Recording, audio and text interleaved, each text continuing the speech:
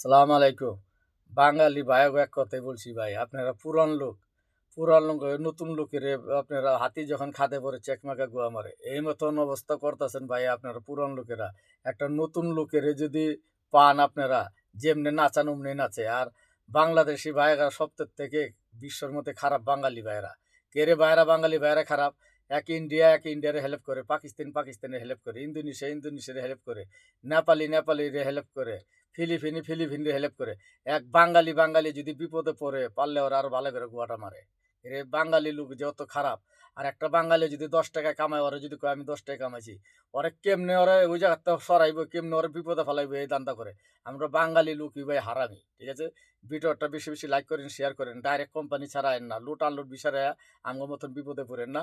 Direct company যদি পান, বেতন 800 900 তো আহেন, তো আলহামদুলিল্লাহ মাসে বেতন পাঠায় পারবেন। তারপরে সবকিছু 2 বছর পর ছুটি পাবেন। ভিডিওটা বেশি বেশি লাইক করেন, শেয়ার করেন। ওকে, আসসালামু আলাইকুম।